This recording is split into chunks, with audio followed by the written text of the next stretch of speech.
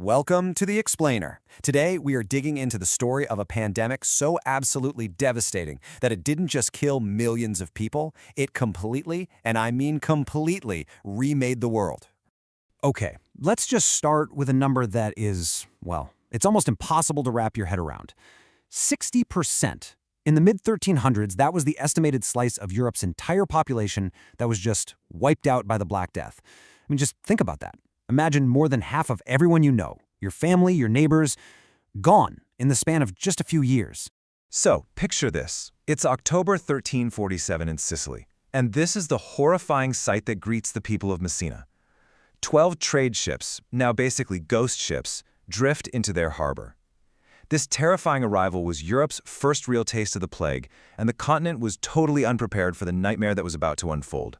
So you have to be asking, what exactly was this mysterious killer? And how on earth did it launch such a devastatingly successful invasion of an entire continent? Well, the culprit we now know was this tiny organism right here, Yersinia pestis. It's a bacterium that just hangs out in wild rodent populations, and it gets around on infected fleas. Now, it had been around for thousands of years, but a particularly nasty strain was about to change human history forever. And here's where it gets really interesting. Scientists have actually managed to pinpoint where this all started. By analyzing the DNA from plague victims buried way back in the 1330s, they traced the origin of this specific pandemic strain to Central Asia, right here, in modern-day Kyrgyzstan, near these mountains. It was from a rodent population here that the big bang of this plague really exploded. So, how did it make the jump to Europe?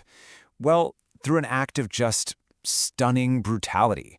During the siege of a city called Kaffa, the attacking Mongol army was being ravaged by the disease themselves. So what did they do? They turned their own dead into weapons, literally catapulting infected bodies over the city walls. It's now considered one of the earliest, most horrifying examples of biological warfare. And this map just lays out what happened next. Genoese merchants fled Kaffa by sea, but of course they weren't alone. The rats and fleas on their ships carried the plague with them. And as you can see, the disease just spread like wildfire. It exploded from Mediterranean ports in 1347, tore through France and England by 1348, and pushed deep into Scandinavia and Russia by 1351, basically following all the major trade routes. This all built into a terrifying new reality. So, what was it actually like to live in a world where death was suddenly everywhere, and nobody had any idea why? The symptoms were just nightmarish. You had these painful, swollen lymph nodes. They called them buboes, which is where we get the name bubonic plague. But it was the blackened boils and the sheer speed of it. You could be perfectly healthy one day and dead within a week. That gave it its other, more famous name, the Black Death. Now you have to put yourself in their shoes. With absolutely no concept of germs or bacteria, people in the 14th century were desperate for answers. The main theory among doctors was miasma, or bad, poisonous air. But plenty of others blamed the alignment of the planets, or saw it as a punishment from God for all of humanity's sins. It was a total crisis of understanding. The social fabric just disintegrated.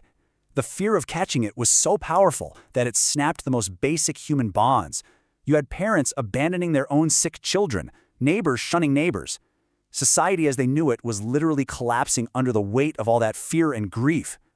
And in the face of this invisible enemy, the medical responses were pretty much a shot in the dark. Doctors were still relying on ancient theories, so they'd prescribe really dangerous things like bloodletting or lancing the boils. People tried burning herbs to clean the air, bathing in vinegar. But of course, none of it worked. The plague didn't just kill millions of people, it shattered the medieval world. But, and this is the incredible part, in all of those ruins, it also accidentally laid the groundwork for something new. So here is the crucial turning point. With up to 60% of the entire workforce gone, everything changed for the people who survived. All of a sudden, workers were scarce. They were in high demand. And as this chart shows pretty clearly, wages for peasants and laborers just skyrocketed, giving them economic power they had never even dreamed of. And that economic shift, it triggered a massive social upheaval. The old feudal system, which was built on a huge class of poor, dependent peasants, just started to crumble.